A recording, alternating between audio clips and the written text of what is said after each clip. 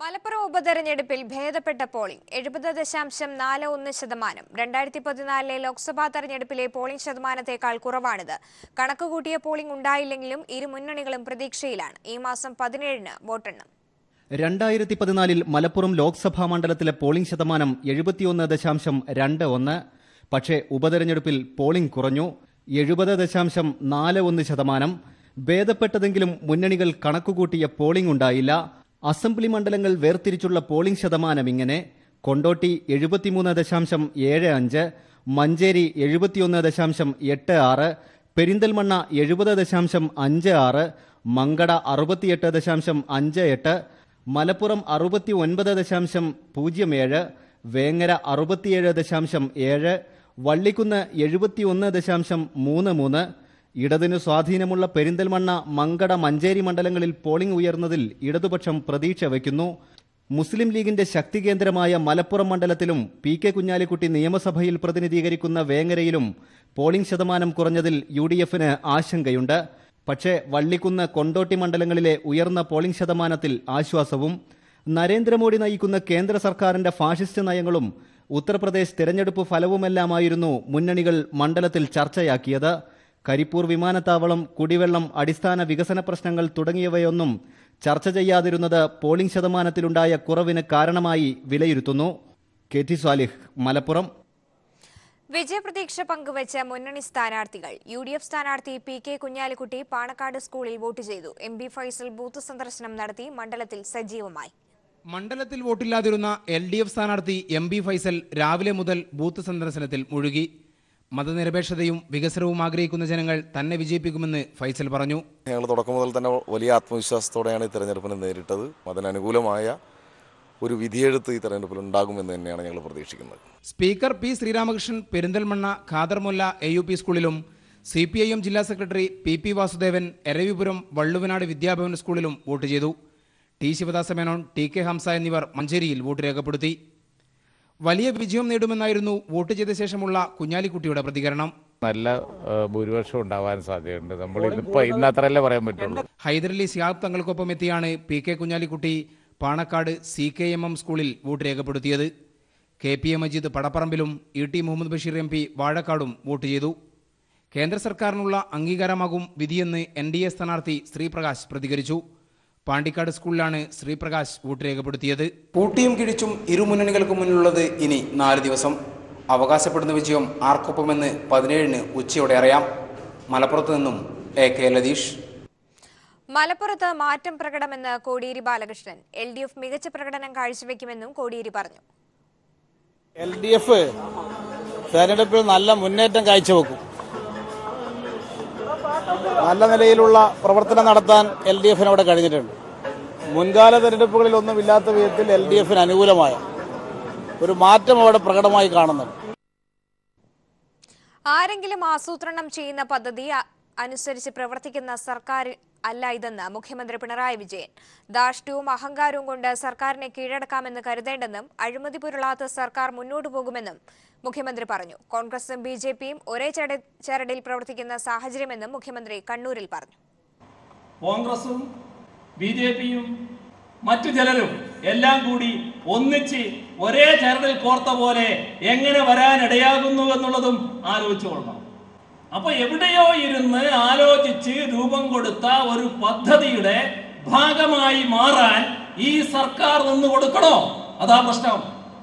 ഇടതുപക്ഷ ജനാധിപത്യ മുന്നണി സർക്കാർ 1 വർഷം പൂർത്തിയാക്കാൻ പോകുന്നതേയുള്ളൂ. ഒരു കാര്യം ഇന്ന് എല്ലാവരും സമ്മതിക്കും, അഴിമതി തീണ്ടാത്തൊരു സർക്കാരാണിത് എന്ന്. കാനം രാജേന്ദ്രനെതിരെ വിമർശനവുമായി EP ജയരാജന്റെ ഫേസ്ബുക്ക് പോസ്റ്റ്. ആഭ്യന്തര വകുപ്പിന് നേരെയുള്ള കുത്തുവാക്കുകൾ മുന്നണി മര്യാദയുടെ ലംഘനമെന്നും കാനത്തിന്റെ വിമർശനം എല്ലാ സീമകളും ലംഘിക്കുന്നതെന്നും EP ജയരാജൻ. LDF-ന്റെ മേലാവിയായി കാനത്തെ ആരും ചുമതലപ്പെടുത്തിയിട്ടില്ല. പ്രസ്താവനകളിലൂടെ ചാമ്പ്യൻഷിപ്പ് നേടാൻ ശ്രമിക്കുന്നത് നല്ല രാഷ്ട്രീയമല്ല. കാനത്തിന്റെ വാക്കുകളിൽ ഒളിഞ്ഞുകിടക്കുന്ന അജണ്ട എന്താണെന്ന് CPI വ്യക്തമാക്കണമെന്നും ഷാജഹാന്റെ അട്ടിമറിപ്പണിക്ക് കാനം എന്തിനാണ് ചൂട്ടുപിടിക്കുന്നതെന്നും EP തന്റെ ഫേസ്ബുക്ക് പോസ്റ്റിൽ ചോദിക്കുന്നു. മൂന്നാറിൽ കയ്യേറ്റം ഒഴിപ്പിക്കാനുള്ള റവന്യൂ വകുപ്പിന്റെ നടപടി നാട്ടുകാർ തടഞ്ഞു. സംഘർഷത്തെ തുടർന്ന് ഒരാൾ അറസ്റ്റിലായി. ആവശ്യപ്പെട്ടാൽ പോലീസ് സംരക്ഷണം നൽകുമെന്ന് ഇടുക്കി SP പറഞ്ഞു. രാവിലെ 11 മണിയോടെയാണ് ദേവികുളത്ത് കയ്യേറ്റമൊഴിപ്പിക്കുന്നതുമായി ബന്ധപ്പെട്ട് സംഘർഷം ഉടലെടുത്തത്. അനധികൃത കയ്യേറ്റമൊഴിപ്പിക്കാനെത്തിയ ഭൂസംരക്ഷണ സേന അംഗങ്ങളെ നാട്ടുകാർ തടഞ്ഞതോടെയാണ് സംഘർഷമുണ്ടായത്. തുടർന്ന് സ്ഥലത്തെത്തിയ ദേവികുളം സബ് കളക്ടർക്ക് നേരെ നാട്ടുകാർ അസഭ്യവർഷം നടത്തി.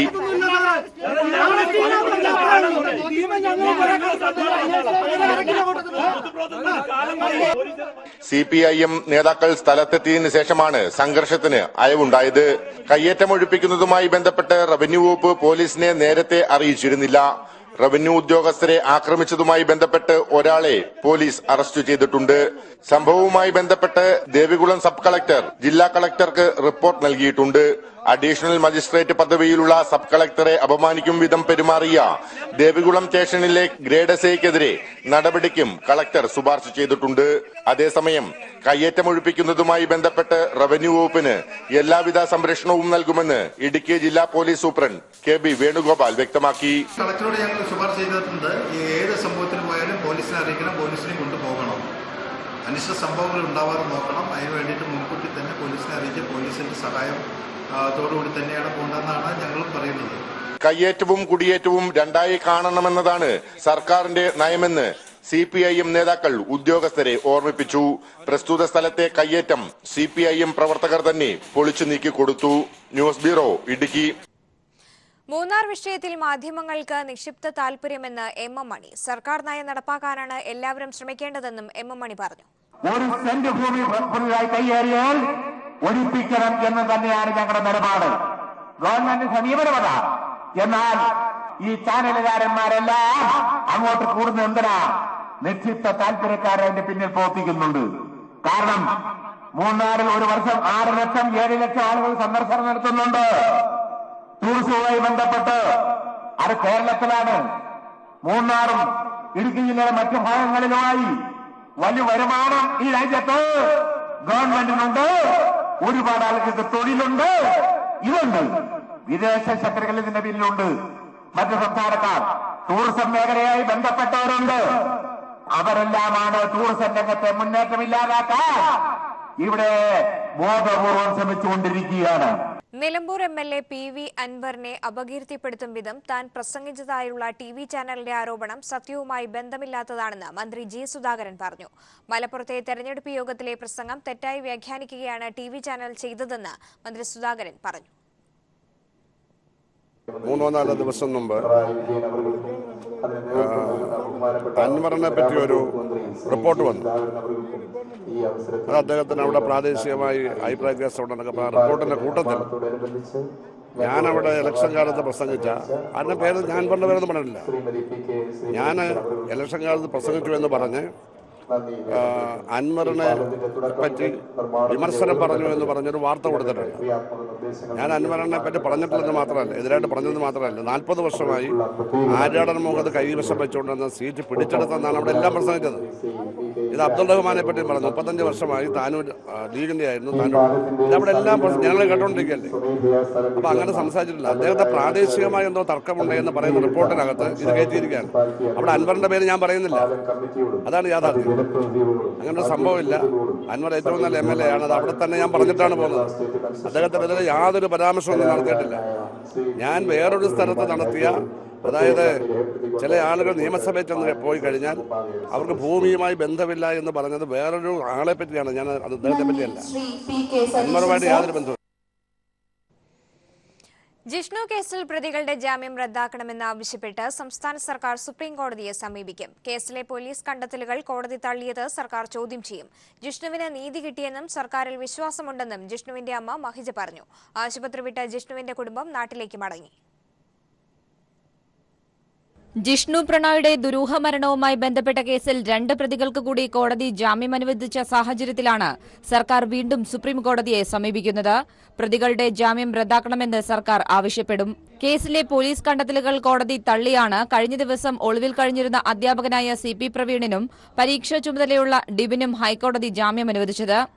പോലീസ് കണ്ടെത്തലുകൾ തള്ളിയതും സർക്കാർ ചോദ്യം ചെയ്യും. പോലീസ് പിടികൂടിയ കേസിലെ മൂന്നാം പ്രതിയായ വൈസ് പ്രിൻസിപ്പൽ NK ശക്തിവേലിന്റെ ജാമ്യാപേക്ഷ റദ്ദാക്കണമെന്നും സർക്കാർ സുപ്രീംകോടതിയിൽ ആവശ്യപ്പെടും. കേസന്വേഷണവുമായി ബന്ധപ്പെട്ട് ഈ പ്രതികളെയെല്ലാം വിശദമായി ചോദ്യം ചെയ്യേണ്ടതുണ്ടെന്ന് സർക്കാർ കോടതിയെ അറിയിക്കും. നേരത്തെ നെഹ്റു കോളേജ് ചെയർമാൻ കൃഷ്ണദാസിന് ജാമ്യം നൽകിയതിനെ എതിർത്തും സർക്കാർ സുപ്രീംകോടതിയെ സമീപിച്ചിരുന്നു. അതിനിടെ ചികിത്സയിൽ കഴിഞ്ഞിരുന്ന ജിഷ്ണുവിന്റെ അമ്മ മഹിജയും ബന്ധു ശ്രീജിത്തും ആശുപത്രി വിട്ടു. ജിഷ്ണുവിന് നീതി കിട്ടിയെന്നും സർക്കാരിൽ വിശ്വാസമുണ്ടെന്നും ജിഷ്ണുവിന്റെ അമ്മ മഹിജ പറഞ്ഞു. സമാധാനവും ആശ്വാസമുള്ള വാക്കുകൾ കേൾക്കാൻ കഴിഞ്ഞു.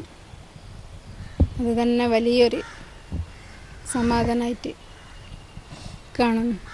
കരാർ പൂർണ്ണമായും സർക്കാർ നടപ്പാക്കുമെന്നാണ് പ്രതീക്ഷയെന്ന് ശ്രീജിത്തും പ്രതികരിച്ചു. ആശുപത്രി വിട്ട ശേഷം ജിഷ്ണുവിന്റെ കുടുംബം കവയിത്രി സുഗതകുമാരിയുമായി കൂടിക്കാഴ്ച നടത്തി. തുടർന്ന് അവർ നാട്ടിലേക്ക് മടങ്ങി.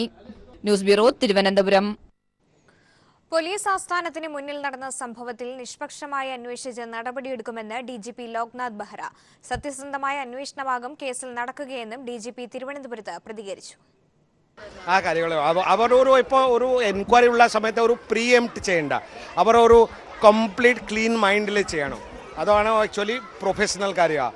കാരണം അവർ പിന്നെ ഫസ്റ്റ് ഞാൻ പറഞ്ഞു എല്ലാവരുടെ ഈ കാര്യത്തിൽ എല്ലാവരുടെ, കാരണം ഒരു അഭിപ്രായ വ്യത്യാസമാക്കാൻ പാടില്ല. കറക്റ്റായിട്ട് പിന്നെ കുറേ സ്റ്റേറ്റ്മെൻറ്റ് എടുത്തിട്ട് ഡിസ്പെസുമായിട്ട് ക്ലീൻ സ്ലേറ്റിൽ എൻക്വയറി ചെയ്യണം. തെറ്റ് ഉണ്ടെങ്കിൽ ഡെഫിനറ്റായിട്ട് നടപടി ഉണ്ട്, അതിലൊരു സംശയമൊന്നുമില്ല. പോലീസിനെതിരെ കഴിഞ്ഞ ദിവസം കോടതി നടത്തിയത് വിധിയല്ല, നിരീക്ഷണമാണെന്ന് കോടിയേരി ബാലകൃഷ്ണൻ. സ്വാശ്രയ വിഷയത്തിൽ സർക്കാർ കൃത്യമായ നിലപാടാണ് സ്വീകരിക്കുന്നതെന്നും കോടിയേരി പറഞ്ഞു.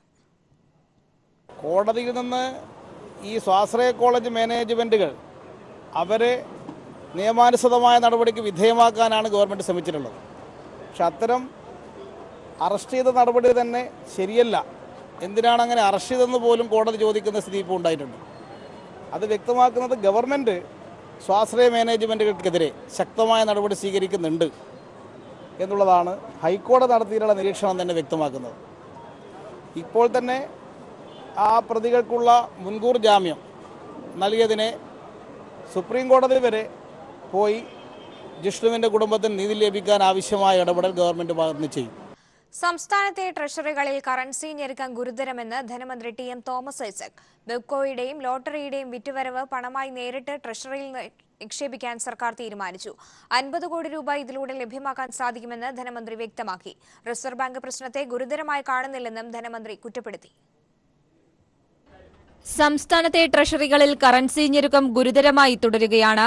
ഈ സാഹചര്യത്തിലാണ് കൂടുതൽ നടപടികളിലേക്ക് ധനവകുപ്പ് കടക്കുന്നത്. ആദ്യഘട്ടത്തിൽ ബിവറേജസ് കോർപ്പറേഷന്റെയും ലോട്ടറിയുടെയും വിറ്റുവരവ് പണമായി നേരിട്ട് ട്രഷറിയിൽ അടയ്ക്കാനാണ് തീരുമാനം. ഇതുവരെയും ബാങ്കിലായിരുന്നു പണം അടച്ചിരുന്നത്. 50 കോടി രൂപ ഇതിലൂടെ ലഭ്യമാക്കാൻ സാധിക്കുമെന്ന് ധനമന്ത്രി ഡോക്ടർ TM തോമസ് ഐസക് വ്യക്തമാക്കി. ആവശ്യപ്പെടുന്നതിന്റെ 1/3 മാത്രം കറൻസിയാണ് ലഭിക്കുന്നത്. ഇത് വെച്ച് ട്രഷറിയുടെ പ്രവർത്തനങ്ങൾ മുന്നോട്ട് കൊണ്ടുപോകാൻ പറ്റാത്ത അവസ്ഥയാണ്. ഇപ്പോൾ ഇന്നെടുത്തിരിക്കുന്ന തീരുമാനം ബിവറേജ് കോർപ്പറേഷൻ, ലോട്ടറി എന്നിവയുടെ ഓരോ ദിവസത്തെയും വിറ്റുവരുമാനം കാശായി ട്രഷറിയിൽ അടക്കാനാണ്. സുപ്രീം കോടതി വിധിയിലൂടെ ബെബ്കോയുടെ വരുമാനം കുറഞ്ഞതും പ്രതിസന്ധിയുടെ ആക്കം കൂട്ടിയിട്ടുണ്ടെന്ന് ധനമന്ത്രി പറയുന്നു.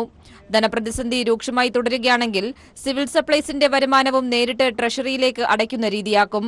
223 ട്രഷറികളിലായി 174 കോടി രൂപയുടെ കറൻസിയാണ് ധനവകുപ്പ് ആവശ്യപ്പെട്ടത്. എന്നാൽ 51 കോടി രൂപ മാത്രമാണ് ഇന്ന് ലഭിച്ചത്. 53 ട്രഷറികളിലാകട്ടെ പണമൊന്നും ലഭിച്ചതുമില്ല. ആവശ്യപ്പെടുന്ന കറൻസിയുടെ 30% മാത്രമാണ് റിസർവ് ബാങ്ക് സംസ്ഥാനത്തിന് ദിനംപ്രതി കൈമാറുന്നത്. വിഷു, ഈസ്റ്റർ ഉൾപ്പെടെയുള്ള ഉത്സവ സമയത്ത് കറൻസി ഞെരുക്കം ക്ഷേമ പെൻഷൻകാരെയും ശമ്പളക്കാരെയും ഏറെ ബുദ്ധിമുട്ടിലാഴ്ത്തി. News bureau, Thiruvananthapuram. Vellappally Natesan engineering കോളേജിൽ വിദ്യാർത്ഥിയുടെ ആത്മഹത്യാ ശ്രമവുമായി ബന്ധപ്പെട്ട് രജിസ്റ്റർ ചെയ്ത കേസിൽ പ്രതികൾക്ക് ഹൈക്കോടതി ഇടക്കാല ജാമ്യം അനുവദിച്ചു. മാനേജർ സുഭാഷ് വാസു, പ്രിൻസിപ്പൽ ഗണേഷ് എന്നിവർക്കാണ് കോടതി ഇടക്കാല ജാമ്യം അനുവദിച്ചത്. മുൻകൂർ ജാമ്യാപേക്ഷയിൽ തീർപ്പാകുന്നതുവരെ ഇരുവരെയും അറസ്റ്റ് ചെയ്യരുതെന്ന് കോടതി നിർദ്ദേശിച്ചു. ജാമ്യമില്ലാ വകുപ്പുകൾ പ്രകാരം ഇരുവർക്കുമെതിരെ പോലീസ് കേസ് രജിസ്റ്റർ ചെയ്ത സാഹചര്യത്തിലാണ് പ്രതികൾ മുൻകൂർ ജാമ്യത്തിനായി ഹൈക്കോടതിയെ സമീപിച്ചത്. പെട്രോൾ ഡീസൽ വിലയിൽ ദിവസേന മാറ്റം വരുത്താൻ തീരുമാനം. മെയ് 1 മുതൽ അന്താരാഷ്ട്ര എണ്ണവിലയ്ക്ക് അനുസരിച്ച് വിലയിൽ ദിവസേന മാറ്റം വരുത്തും. ആദ്യഘട്ടത്തിൽ പുതുച്ചേരി ഉൾപ്പെടെ 5 നഗരങ്ങളിലാണ് ആനുപാതിക മാറ്റം നടപ്പാക്കുക. ഇത് സംബന്ധിച്ചുള്ള എണ്ണ കമ്പനികളുടെ നിർദ്ദേശം സർക്കാർ അംഗീകരിച്ചു. രണ്ടാഴ്ചയിലൊരിക്കൽ പെട്രോൾ ഡീസൽ വില പരിഷ്കരിക്കുന്ന നിലവിലെ സംവിധാനത്തിന് പകരം ദിവസേന വില പരിഷ്കരിക്കാനാണ് പുതിയ തീരുമാനം. അന്താരാഷ്ട്ര എണ്ണവിലയ്ക്ക് അനുസൃതമായി ഓരോ ദിവസവും പെട്രോൾ ഡീസൽ വില പുതുക്കും. ആദ്യഘട്ടത്തിൽ പുതുച്ചേരി, ആന്ധ്രാപ്രദേശ്, രാജസ്ഥാൻ, ജാർഖണ്ഡ്, ചണ്ഡീഗഡ് എന്നിവിടങ്ങളിലാണ് ആനുപാതിക മാറ്റം കൊണ്ടുവരിക. മെയ് 1 മുതലാണ് ദിവസേനയുള്ള വില വ്യത്യാസം നടപ്പാക്കുക. Indian oil corporation, Bharat petroleum, Hindustan petroleum തുടങ്ങിയ പൊതുമേഖലാ എണ്ണ കമ്പനികളും ഈ ആവശ്യം സർക്കാർ മുമ്പാകെ വച്ചിരുന്നു. പെട്രോൾ വില നിയന്ത്രണാധികാരം UPA സർക്കാർ 2010-ലും ഡീസൽ വില നിയന്ത്രണാധികാരം നരേന്ദ്രമോദി സർക്കാർ 2014-ലുമാണ് എണ്ണ കമ്പനികൾക്ക് വിട്ടു നൽകിയത്. അന്താരാഷ്ട്ര എണ്ണ വിപണിക്കനുസരിച്ച് വില നിർണ്ണയം നടത്തുമെന്ന് ചൂണ്ടിക്കാട്ടിയായിരുന്നു അന്ന് കമ്പനികൾ വില നിയന്ത്രണ അധികാരം സ്വന്തമാക്കിയത്. എന്നാൽ അന്താരാഷ്ട്ര എണ്ണ വിപണി ഉയരുന്നതിനനുസരിച്ച് വില വർദ്ധിപ്പിച്ചതല്ലാതെ വിപണി വില കുറഞ്ഞതിന് ആനുപാതികമായി വില കുറയ്ക്കാൻ എണ്ണ കമ്പനികൾ തയ്യാറായില്ല. ഇതേ രീതി ദിവസേനയുള്ള വിലമാറ്റത്തിലും കമ്പനികൾ നടപ്പാക്കുമോ എന്ന ആശങ്ക വർദ്ധിക്കുകയാണ്. വില നിയന്ത്രണാധികാരം ലഭിച്ചതിന് പിന്നാലെ വില ഉയർത്താൻ മാത്രം എണ്ണ കമ്പനികൾ കാണിച്ച ധൃതി ദിവസേനയുള്ള വില വ്യത്യാസത്തിലും പ്രകടമാക്കിയാൽ വൻ പ്രതിസന്ധിയാകും ജനങ്ങൾക്ക് മേലുണ്ടാവുക. മനുശങ്കർ, ദില്ലി. റേഷൻ കടകളിലൂടെ വിൽപ്പന നടത്തുന്ന മണ്ണെണ്ണയുടെ വില വർദ്ധിപ്പിച്ച് മലയാളികൾക്ക് കേന്ദ്ര സർക്കാരിന്റെ വിഷുക്കൈ നീട്ടം. വിലവർധന സംബന്ധിച്ച കേന്ദ്ര പെട്രോളിയം മന്ത്രാലയത്തിന്റെ പുതിയ ഉത്തരവ് പുറത്തിറങ്ങി. മാർച്ച് 31-ന് പുറത്തിറങ്ങിയ ഉത്തരവിന്റെ പകർപ്പ് പീപ്പിൾ ടിവിക്ക് ലഭിച്ചു. കഴിഞ്ഞ ജൂണിൽ മണ്ണെണ്ണ ലിറ്ററിന് 17 രൂപയായിരുന്നു വില. ഇപ്പോഴത് 21 രൂപയാണ്. കേന്ദ്ര പെട്രോളിയം പ്രകൃതിവാതക മന്ത്രാലയത്തിന്റെ പുതിയ ഉത്തരവ് പ്രകാരം പെട്രോൾ ഡീസൽ വിലവർധന മാതൃകയിൽ ഏപ്രിൽ മുതൽ പ്രതിമാസം 25 പൈസയുടെ വർധനവാണ് മണ്ണെണ്ണ വിലയിലുണ്ടാവുക. ഏപ്രിൽ, മെയ്, ജൂൺ, ജൂലൈ മാസങ്ങളിൽ 25 പൈസ വീതമുള്ള വർധനവ് വരുത്തണമെന്നും വ്യക്തമാക്കുന്നുണ്ട്. വിലവർധനവ് അന്യായമാണെന്ന് ചൂണ്ടിക്കാട്ടി all India ration dealers association ദേശീയ ജനറൽ സെക്രട്ടറി ബേബിചന്ദ് മുക്കാടൻ രംഗത്തെത്തി. മണ്ണെണ്ണയുടെ വില എല്ലാ മാസവും 25 പൈസ വീതം വർദ്ധിപ്പിച്ച് മണ്ണെണ്ണ പൂർണ്ണമായും സബ്സിഡി ഇല്ലാതാക്കി നിർത്തലാക്കുന്നതിന് വേണ്ടി നടത്തുന്ന ശ്രമമാണ്. അതുപോലെ തന്നെ കേന്ദ്ര ബജറ്റിൽ പണം അനുവദിക്കാതെ പഞ്ചസാരയുടെ വിതരണം നിർത്തിവെക്കുന്നു, ആട്ട വിതരണം നിർത്തിവെക്കുന്നു, റേഷൻ ഭക്ഷ്യധാന്യത്തിന്റെ വിഹിതത്തിൽ കുറവ് വരുത്തുന്നു. നിലവിൽ റേഷൻ മേഖലയ്ക്ക് വേണ്ടി ബജറ്റിൽ പോലും തുക മാറ്റിവെക്കാൻ കേന്ദ്ര സർക്കാർ തയ്യാറായിട്ടില്ല. ഈ വസ്തുത നിലനിൽക്കുമ്പോഴാണ് സംസ്ഥാനത്തിനുള്ള 14.52 ലക്ഷം ലിറ്റർ മണ്ണെണ്ണ വിഹിതം വെട്ടിക്കുറച്ച കേന്ദ്ര സർക്കാർ മണ്ണെണ്ണയുടെ വിലയിലും വർധനവ് വരുത്തിയിട്ടുള്ളത്. നിലവിൽ റേഷൻ മേഖലയ്ക്ക് വേണ്ടി ബജറ്റിൽ പോലും തുക മാറ്റിവെക്കാൻ കേന്ദ്ര സർക്കാർ തയ്യാറായിട്ടില്ല. ഈ വസ്തുത നിലനിൽക്കുമ്പോഴാണ് സംസ്ഥാനത്തിനുള്ള 14.52 ലക്ഷം ലിറ്റർ മണ്ണെണ്ണ വിഹിതം വെട്ടിക്കുറച്ച കേന്ദ്ര സർക്കാർ വർധനവ് വരുത്തിയിട്ടുള്ളത്. ഈ നീക്കങ്ങൾ പൊതുവിതരണ സമ്പ്രദായത്തെ തകർക്കുകയാണെന്ന വാദം ബലപ്പെടുത്തുകയാണ് കേന്ദ്ര പെട്രോളിയം മന്ത്രാലയത്തിന്റെ പുതിയ ഉത്തരവ്. TP Prashanth, news bureau, Kottayam. Kalabhavan മണിയുടെ മരണം CBI അന്വേഷിക്കണമെന്ന് ഹൈക്കോടതി ഉത്തരവ്. 1 മാസത്തിനകം അന്വേഷണം ആരംഭിച്ച് അക്കാര്യം കോടതിയെ അറിയിക്കണമെന്നും ഉത്തരവിലുണ്ട്. മണിയുടെ മരണത്തിൽ CBI അന്വേഷണം ആവശ്യമില്ലെന്ന CBIയുടെ നിലപാട് തള്ളിക്കൊണ്ടാണ് ഹൈക്കോടതിയുടെ ഉത്തരവ്. കേസന്വേഷണം ഏറ്റെടുക്കണമെന്ന സർക്കാരിന്റെ ആവശ്യം ഉദ്യോഗസ്ഥരുടെ അഭാവം ചൂണ്ടിക്കാട്ടി നിരസിക്കാൻ CBIക്കാവില്ലെന്ന് കോടതി വ്യക്തമാക്കി. മണിയുടെ മരണത്തിൽ ദുരൂഹത നീക്കണമെന്നാവശ്യപ്പെട്ട് സഹോദരൻ RLV രാമകൃഷ്ണൻ സമർപ്പിച്ച ഹർജിയിലാണ് കോടതി ഉത്തരവ്. 1 മാസത്തിനകം അന്വേഷണം ഏറ്റെടുത്ത് ഹൈക്കോടതിയെ അറിയിക്കാനും ഉത്തരവിൽ നിർദ്ദേശമുണ്ട്. അന്വേഷണം CBIക്ക് കൈമാറി സംസ്ഥാന സർക്കാർ വിജ്ഞാപനം പുറപ്പെടുവിച്ചുവെങ്കിലും അന്വേഷണം ഏറ്റെടുക്കാൻ CBI തയ്യാറായിരുന്നില്ല. CBI അന്വേഷണം ആവശ്യമില്ലെന്ന നിലപാടാണ് ഹൈക്കോടതിയിലും CBI ആവർത്തിച്ചത്. കരൾ രോഗമാണ് മരണകാരണമെന്നും ഇക്കാര്യത്തിൽ പോലീസ് നടത്തിയ അന്വേഷണം തൃപ്തികരമാണെന്നും CBI ഹൈക്കോടതിയിൽ നിലപാട് സ്വീകരിച്ചു. എന്നാൽ ദുരൂഹത നീക്കാൻ CBI അന്വേഷണം അനിവാര്യമാണെന്നായിരുന്നു സംസ്ഥാന സർക്കാരിന്റെ വാദം. ഈ വാദം അംഗീകരിച്ചുകൊണ്ടാണ് ഹൈക്കോടതി അന്വേഷണം ഏറ്റെടുക്കാൻ CBIക്ക് നിർദ്ദേശം നൽകിയത്. കേസന്വേഷണം ഏറ്റെടുക്കണമെന്ന സർക്കാരിന്റെ ആവശ്യം ഉദ്യോഗസ്ഥരുടെ അഭാവം ചൂണ്ടിക്കാട്ടി നിരസിക്കാൻ CBIക്കാവില്ല. പ്രശസ്തനായ ഒരാളുടെ മരണത്തിന്റെ സത്യാവസ്ഥ അറിയേണ്ടതുണ്ടെന്നും കോടതി പറഞ്ഞു. പോസ്റ്റ്മോർട്ടം റിപ്പോർട്ടിൽ ശരീരത്തിൽ കീടനാശിനിയുടെയും മീഥൈൽ ആൽക്കഹോളിന്റെയും സാന്നിധ്യം കണ്ടെത്തിയിരുന്നു. ഇതിനെ തുടർന്നാണ് മരണത്തിൽ ദുരൂഹതയുണ്ടെന്ന പരാതി ഉയർന്നത്. News bureau, Kochi. നന്ദൻകോട് കൂട്ടക്കൊലപാതകത്തിൽ പ്രതിയായ കേതൽ ജെൻസൺ രാജ തന്റെ മാതാപിതാക്കളെയും സഹോദരിയെയും ബന്ധു ലളിതയെയും കൊലപ്പെടുത്തിയത് ആസൂത്രിതമായിട്ടാണെന്ന് പോലീസ് തെളിവ് ലഭിച്ചു. കൊലപാതകം ചെയ്ത ശേഷം മൃതദേഹങ്ങൾ കത്തിക്കാനായി പെട്രോൾ വാങ്ങിയത് തിരുവനന്തപുരം നഗരത്തിലെ സിവിൽ സപ്ലൈസിന്റെ പമ്പിൽ നിന്നാണെന്നും കേതൽ മൊഴി നൽകി. അതേസമയം കൂടുതൽ ചോദ്യം ചെയ്യലിനും തെളിവെടുപ്പിനുമായി കേതലിനെ ഈ മാസം 20 വരെ കസ്റ്റഡിയിൽ വിട്ടു. നന്ദൻകോട് കൂട്ടക്കൊലപാതക കേസിൽ പ്രതിയായ കേതലിനെ വിശദമായി ചോദ്യം ചെയ്തപ്പോഴാണ് കൂടുതൽ വെളിപ്പെടുത്തലുകൾ കേതൽ നടത്തിയത്. കേതൽ ജിൻസൺ രാജ തന്റെ മാതാപിതാക്കളെയും സഹോദരിയെയും ബന്ധു ലളിതയും കൊലപ്പെടുത്തിയത് ആസൂത്രിതമായാണെന്നതിന് തെളിവ് പോലീസിന് ലഭിച്ചു. കൊലപാതകം നടത്തിയ ശേഷം മൃതദേഹങ്ങൾ കത്തിക്കാനായി കേതൽ പെട്രോൾ വാങ്ങിയത് തിരുവനന്തപുരം കവടിയാറുള്ള സിവിൽ സപ്ലൈസിന്റെ പമ്പിൽ നിന്നാണ്. ഹർത്താൽ ദിനമായ 6/4/2017 നഗരത്തിലെ മറ്റു പമ്പുകൾ തുറക്കാത്തതിനാലാണ് പെട്രോൾ വാങ്ങാൻ ക്യാനുമായി കവടിയാറിലെ പമ്പിലെത്തിയെന്നും കേതൽ അന്വേഷണ ഉദ്യോഗസ്ഥരോട് പറഞ്ഞു. കേതൽ അന്നേ ദിവസം പെട്രോൾ വാങ്ങി മടങ്ങുന്നത് തെളിയിക്കാനായി പോലീസ് പമ്പിലെ CCTV ദൃശ്യം ശേഖരിച്ചിരിക്കുകയാണ്. കൊല നടത്താനുള്ള മഴു പ്രതി വാങ്ങിയത് ഫ്ലിപ്കാർട്ട് എന്ന ഓൺലൈൻ സൈറ്റ് വഴിയാണ്. ഇതിനായി കേതൽ തന്റെ അക്കൗണ്ടിൽ നിന്നുള്ള പണം ഉപയോഗിച്ചു. ഇതിന്റെ തെളിവ് ലഭിക്കുന്നതിനായി ഫ്ലിപ്കാർട്ടിന്റെ പ്രാദേശിക ഓഫീസിലെ ഡെസ്പാച്ച് രജിസ്റ്റർ ഹാജരാക്കാൻ ബന്ധപ്പെട്ടവർക്ക് പോലീസ് കത്ത് നൽകും. ദൃക്സാക്ഷികളില്ലാത്ത കേസിൽ സാഹചര്യ തെളിവുകളും സാക്ഷിമൊഴിയുമായിരിക്കും നിർണായകമാവുക. പ്രതി ഉപയോഗിച്ച കമ്പ്യൂട്ടറും ലാപ്ടോപ്പും അടക്കമുള്ള ഇലക്ട്രോണിക് ഉപകരണങ്ങൾ തുറന്നു പരിശോധിക്കുന്നതിനായി പ്രതിയെ കസ്റ്റഡിയിൽ വേണമെന്നും പ്രതി ഒളിവിൽ താമസിച്ച ചെന്നൈയിൽ പ്രതിയെ കൊണ്ടുപോയി തെളിവെടുപ്പ് നടത്തണമെന്നും പോലീസ് കസ്റ്റഡി അപേക്ഷയിൽ ആവശ്യപ്പെട്ടിരുന്നു. കൂടാതെ മാനസിക രോഗ വിദഗ്ധരുടെ സാന്നിധ്യത്തിൽ വീണ്ടും ചോദ്യം ചെയ്യേണ്ടതുണ്ടെന്നും പോലീസ് പറഞ്ഞു. 14 ദിവസത്തേക്ക് പ്രതിയെ കസ്റ്റഡിയിൽ വേണമെന്ന് പോലീസ് ആവശ്യപ്പെട്ടുവെങ്കിലും കോടതി ഈ മാസം 20 വരെ കേതലിനെ കസ്റ്റഡിയിൽ വിട്ടു.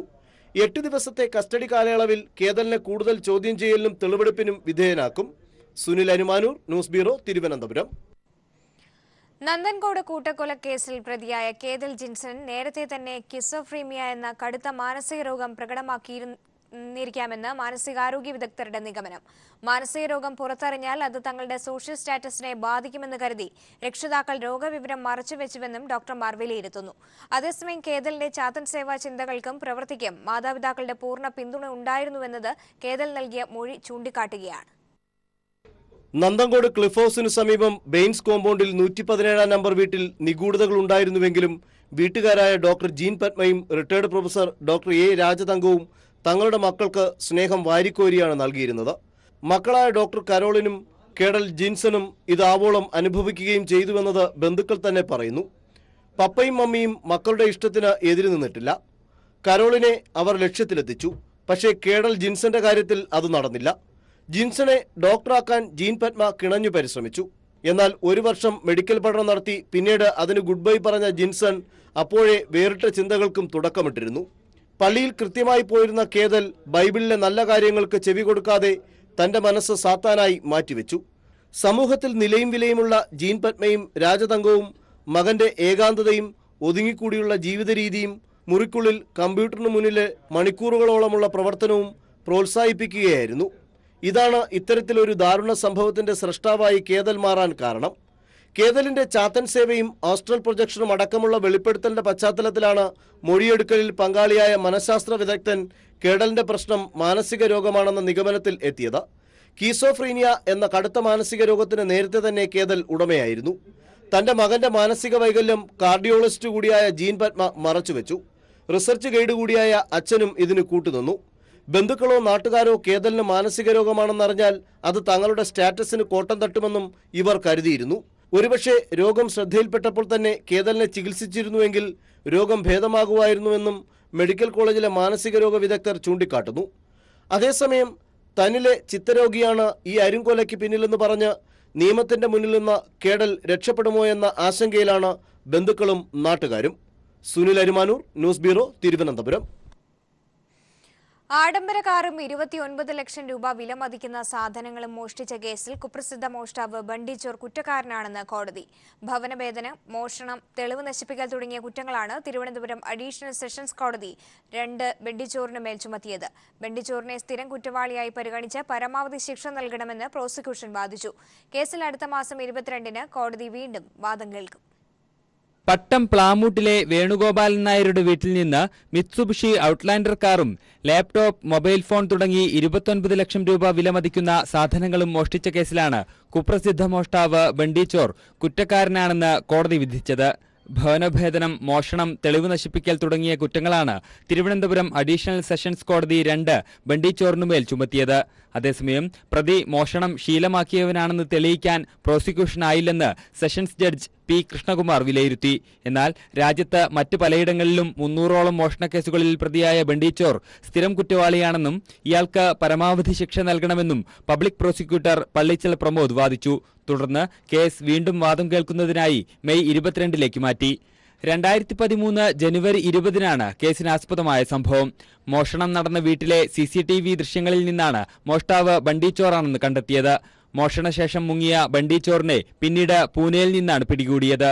4 വർഷമായി പൂജപ്പുര ജയിലിലാണ് Bunty Chor. News bureau, Thiruvananthapuram. Mangalam phone കണി കേസിൽ CEO അജിത് കുമാറിന്റെയും റിപ്പോർട്ടർ S ജയചന്ദ്രന്റെയും ജാമ്യാപേക്ഷ ഹൈക്കോടതി തള്ളി. ഫോൺ സംഭാഷണം പെൺകുട്ടിയുടെ സംഭാഷണമില്ലാതെ എഡിറ്റ് ചെയ്ത് സംപ്രേഷണം ചെയ്ത ചാനലിന്റെ നടപടി ദുരുദ്ദേശപരമാണെന്ന് കോടതി വിലയിരുത്തി. 3, 4, 5 പ്രതികൾക്ക് കോടതി ജാമ്യം അനുവദിച്ചു. ചാനൽ ചെയർമാൻ, അവതാരക എന്നിവരുൾപ്പെടെ 3 പേർക്ക് മുൻകൂർ ജാമ്യവും അനുവദിച്ചിട്ടുണ്ട്. ചാനൽ CEO അജിത് കുമാറിന്റെയും റിപ്പോർട്ടർ S ജയചന്ദ്രന്റെയും ജാമ്യഹർജി തള്ളിയ കോടതി ചാനലിന്റെ നടപടിക്കെതിരെ കടുത്ത വിമർശനം ഉന്നയിച്ചു. സംഭാഷണം എഡിറ്റ് ചെയ്ത് സംപ്രേഷണം ചെയ്ത ചാനലിന്റെ നടപടി ദുരുദ്ദേശപരമാണെന്ന് കോടതി വിമർശിച്ചു. പെൺകുട്ടിയുടെ സംഭാഷണം മറച്ചുവെച്ച് സംപ്രേഷണം ചെയ്ത നടപടി ന്യായീകരിക്കാനാവില്ല. വാർത്തയിൽ പെൺകുട്ടിയുടെയും സംഭാഷണം അവിഭാജ്യ ഘടകമായിരുന്നുവെന്ന് കോടതി വിലയിരുത്തി. 1-ാം പ്രതിയുടെ നിർദ്ദേശപ്രകാരമാണ് സംഭാഷണം വെട്ടിച്ചുരുക്കിയതെന്ന് വീഡിയോ എഡിറ്റർ തെളിവ് നൽകിയിട്ടുണ്ട്. ഇതോടെ 1-ാം പ്രതിയുടെ പങ്ക് വ്യക്തമാവുകയാണ്. മാത്രവുമല്ല, തെളിവ് ശേഖരണം പൂർത്തിയായിട്ടില്ല. ലാപ്ടോപ്പും പെൻഡ്രൈവും മോഷണം പോയെന്ന വാദം വിശ്വസനീയമല്ലെന്നും കോടതി പറഞ്ഞു. എഡിറ്റ് ചെയ്യാത്ത ഫോൺ റെക്കോർഡ് കണ്ടെത്തേണ്ടത് കേസന്വേഷണത്തിൽ അനിവാര്യമാണ്. ഈ സാഹചര്യത്തിൽ 1ഉം 2ഉം പ്രതികൾക്ക് ജാമ്യം അനുവദിക്കാനാവില്ലെന്ന് കോടതി വ്യക്തമാക്കി. 3, 4, 5 പ്രതികളായ MB സന്തോഷ്, SV പ്രദീപ്, ഫിറോസ് സാലി മുഹമ്മദ് എന്നിവർക്ക് കോടതി ജാമ്യം അനുവദിച്ചു. 50,000 രൂപ വീതം പ്രതികൾ കെട്ടിവെക്കണം. ചാനൽ ചെയർമാൻ, അവതാരക എന്നിവരുൾപ്പെടെ 3 പേർക്ക് കോടതി മുൻകൂർ ജാമ്യവും അനുവദിച്ചു. News bureau, Kochi. Kaduthuruthy block പഞ്ചായത്തിൽ LDF കൊണ്ടുവന്ന അവിശ്വാസം പാസായി. UDF-ന് ഭരണം നഷ്ടമായി. അധ്യക്ഷസ്ഥാനം വീതം വെക്കുന്നതിനെ ചൊല്ലി UDF-ലെ അനൈക്യമാണ് ഭരണം നഷ്ടമാക്കാനിടയായത്. 13-അംഗ ബ്ലോക്ക് പഞ്ചായത്തിൽ UDF 6, LDF 6, സ്വതന്ത്രൻ 1 എന്നിങ്ങനെയായിരുന്നു കക്ഷിനില. സ്വതന്ത്രന്റെ പിന്തുണയോടെയായിരുന്നു ഇതുവരെയുള്ള UDF ഭരണം. അവിശ്വാസ പ്രമേയം ചർച്ചയ്ക്കൊടുവിൽ വോട്ടിനിട്ടപ്പോൾ UDF-ലെ അന്നമ്മ രാജു മാത്രമാണ് പങ്കെടുത്തത്. UDF-ലെ അനൈക്യത്തിനെതിരെ പ്രതികരിച്ച അന്നമ്മ രാജുവും LDF-ന്റെ അവിശ്വാസ പ്രമേയത്തെ അനുകൂലിച്ചു. അതോടെ 7 വോട്ടുകളോടെ അവിശ്വാസം പാസ്സാകുകയായിരുന്നു. മറ്റ് UDF അംഗങ്ങൾ വോട്ടെടുപ്പിൽ നിന്നും വിട്ടുനിന്നു. തമിഴ്നാട്ടിലെ സേലത്തുണ്ടായ വാഹനാപകടത്തിൽ 3 മലയാളികൾ മരിച്ചു. കോട്ടയം ഏന്തയാർ സ്വദേശികളായ കൊല്ലംപറമ്പിൽ ബിനു, മാതാവ് വത്സമ്മ, സുഹൃത്ത് കൈപ്പടക്കുന്നേൽ ജോൺസൺ എന്നിവരാണ് മരിച്ചത്. ധർമ്മപുരിക്ക് 25 കിലോമീറ്റർ അകലെയാണ് അപകടമുണ്ടായത്. ഡ്രൈവ് ചെയ്തയാൾ ഉറങ്ങിപ്പോയതാണ് അപകട കാരണമെന്ന് കരുതുന്നു. ബിനുവിന്റെ മാതൃ സഹോദരന്റെ വീട്ടിൽ പോയി മടങ്ങി വരും വഴിയാണ് അപകടം. വാഹനത്തിൽ ബിനുവിന്റെ മകളടക്കം മറ്റ് 2 പേർ കൂടി ഉണ്ടായിരുന്നുവെങ്കിലും ഇവർ നിസ്സാര പരിക്കുകളോടെ രക്ഷപ്പെട്ടു. മൃതദേഹങ്ങൾ ധർമ്മപുരി ആശുപത്രിയിലാണ്. കുൽഭൂഷൺ യാദവിന് വധശിക്ഷ വിധിച്ച വിഷയത്തിൽ ഇന്ത്യക്ക് മറുപടിയുമായി പാകിസ്ഥാൻ. എന്ത് നടപടിയും നേരിടാൻ തയ്യാറെന്ന് പാകിസ്ഥാൻ. അതേസമയം കുൽഭൂഷൺ യാദവിന് വധശിക്ഷ വിധിച്ച പാക് നടപടിയിൽ അമേരിക്കയിലെ മുൻ നയതന്ത്ര ഉദ്യോഗസ്ഥർ ഉത്കണ്ഠ രേഖപ്പെടുത്തി. അതേസമയം വധശിക്ഷയ്ക്ക് എതിരെ പ്രസ്താവന തയ്യാറാക്കാൻ ശശി തരൂരിന്റെ സഹായം തേടിയെന്ന വാർത്തകൾ സുഷമ സ്വരാജ് തള്ളി. കുൽഭൂഷൺ ജാദവിനെ ചാരനെന്ന് മുദ്രകുത്തി വധിക്കാനുള്ള പാകിസ്ഥാൻ നീക്കത്തിനെതിരെ രാജ്യാന്തര തലത്തിൽ പ്രതിഷേധമുയർത്താനുള്ള നീക്കത്തിലാണ് ഇന്ത്യ. വധശിക്ഷയിൽ ഉത്കണ്ഠ രേഖപ്പെടുത്തി അമേരിക്കയുടെ മുൻ നയതന്ത്ര ഉദ്യോഗസ്ഥർ രംഗത്തെത്തിയിട്ടുണ്ട്. ദക്ഷിണേഷ്യൻ നയതന്ത്ര ബന്ധങ്ങൾ പരിശോധിക്കുന്ന അമേരിക്കൻ മുൻ ഉദ്യോഗസ്ഥരായ അലേഷ്യ സൈറസ്, ഭരത് ഗോപാൽ സ്വാമി എന്നിവർ പാകിസ്ഥാൻ നിലപാട് രാഷ്ട്രീയ പ്രേരിതമാണെന്ന് ചൂണ്ടിക്കാട്ടി. ജാദവിനെതിരായി ചുമത്തിയിരിക്കുന്ന കുറ്റങ്ങൾ വിശ്വാസയോഗ്യമല്ലെന്നും അവർ വ്യക്തമാക്കുന്നുണ്ട്. മുംബൈ ഭീകരാക്രമണത്തിന്റെ സൂത്രധാരനെ വധിച്ചതിനാലാകാം വേഗത്തിൽ വിചാരണ നടത്തി പാകിസ്ഥാൻ ഇന്ത്യൻ പൗരന്മാരെ കൊലപ്പെടുത്തുന്നതെന്നാണ് നയതന്ത്ര ഉദ്യോഗസ്ഥരുടെ വിലയിരുത്തൽ. കുൽഭൂഷണ് 60 ദിവസത്തിനുള്ളിൽ അപ്പീൽ നൽകാമെന്ന് പാകിസ്ഥാൻ പ്രതിരോധ മന്ത്രി ഖാജ ആസിഫ് അറിയിച്ചു. എന്നാൽ നിയമസഹായം നൽകാനുള്ള ഇന്ത്യൻ ശ്രമത്തെ പാകിസ്ഥാൻ തടയുന്നതിനെക്കുറിച്ച് അദ്ദേഹം മാധ്യമങ്ങളോട് പ്രതികരിച്ചില്ല. വധശിക്ഷ അപലപിക്കാനായി പ്രസ്താവന തയ്യാറാക്കാൻ കോൺഗ്രസ് MP ശശി തരൂരിന്റെ സഹായം തേടിയെന്ന വാർത്തകൾ വിദേശകാര്യമന്ത്രി സുഷമ സ്വരാജ് തള്ളിക്കളഞ്ഞു. അടിസ്ഥാനരഹിതമായ കെട്ടുകഥകളാണ് പുറത്തുവരുന്നത്. മിടുക്കരായ ഉദ്യോഗസ്ഥർ ഒപ്പമുണ്ടെന്നും സുഷമ സ്വരാജ് ട്വിറ്ററിലൂടെ അറിയിച്ചു. News bureau, Delhi. 4 കോടിയോളം രൂപ വരുന്ന കുടിശ്ശിക ലഭിക്കാത്തതിനാൽ മനംനൊന്ത് മലയാളി വ്യവസായി ആത്മഹത്യ ചെയ്തു. മുംബൈ അന്താരാഷ്ട്ര വിമാനത്താവളത്തിലെ കരാറു പണിക്കാരനായിരുന്ന മുരുകൻ ആചാര്യാണ് കുടിശ്ശിക കിട്ടാനുള്ള ഓഫീസിലെത്തി ഈ കടുങ്കൈ ചെയ്തത്. മുംബൈ അന്താരാഷ്ട്ര വിമാനത്താവളത്തിന്റെ നിർമ്മാണ പ്രവർത്തനങ്ങളിൽ അന്തരിയിലെ മെറ്റൽ ഡീലറായ പെർമാസ് സിലിസയുടെ കീഴിൽ കരാറു പണിക്കാരനായിരുന്നു കൊപ്പോളിയിൽ താമസിക്കുന്ന മുരുകൻ ആചാരി. വിമാനത്താവളത്തിന്റെ കരാറ് പണിയുമായി ബന്ധപ്പെട്ട് ഏകദേശം 4 കോടി രൂപയാണ് സ്വകാര്യ കമ്പനി ഉടമയായ രഞ്ജിത് സിംഗ് മുരുകൻ ആചാരിക്ക് നൽകാനുണ്ടായിരുന്നത്. കഴിഞ്ഞ 3-4 വർഷമായി അന്തേരി വിമാനത്താവളത്തിന് എതിർവശത്തെ സഹാർ പ്ലാസയിലെ 6ാം നിലയിലെ ഓഫീസിൽ ഈ കുടിശ്ശികയ്ക്കായി മുരുകനും കുടുംബവും കയറിയിറങ്ങാൻ തുടങ്ങിയിട്ട്. എന്നാൽ നിരാശയായിരുന്നു ഫലമെന്നും സഹോദരിയുടെ വിവാഹ സമയത്ത് കേണപേക്ഷിച്ചിട്ട് പോലും സഹായിക്കാൻ തയ്യാറായില്ല എന്നാണ് मुरुगन मगन പറയുന്നത്. 3 करोड़ 75 लाख निकल रहा है उन पे. उन लोग ने 3.5 साल से दिया नहीं मुझे. एक भी पैसा नहीं दिया? नहीं, एक भी पैसा नहीं दिया. बीच में थोड़ा बहन का शादी के लिए भीख मांगा, उसके बाद पूरा बंद किया. फिर सेटलमेंट करेगा, ये करेगा, वो करेगा, बहाना रोज कर करके. ഇക്കാരണത്താൽ കടുത്ത മാനസിക സമ്മർദ്ദവും വിഷാദരോഗവും മുരുകനെ അലട്ടിയിരുന്നുവെന്ന് കുടുംബ സുഹൃത്തായ ഷാജി പറയുന്നു. ഇന്നലെ ആൾ ഒറ്റയ്ക്ക് വന്നിട്ട് എന്താ ചെയ്തതെന്ന് അവിടുന്ന് സ്റ്റാഫിൻ്റെ നിന്നോ അല്ലെങ്കിൽ മാനേജറിൽ നിന്നോ എന്താ കിട്ടിയെന്ന് ഞങ്ങൾക്ക് ആർക്കൊന്നും അറിയില്ല. പക്ഷേ ഇതിൽ എന്തോ ഒരു ദുരൂഹത ഉണ്ട് എന്നുള്ള കാര്യം സത്യമാണ്. കാരണം എന്ന് വെച്ചിട്ടുണ്ടെങ്കിൽ ഇത് is A big amount.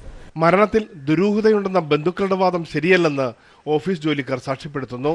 He came here and he just said that मेरा पैसा कब दोगे, मुझे सिर्फ बताओ मेरा पैसा कब मिलेगा. So he said I have not come today with anybody, none of my family members. I've come all alone.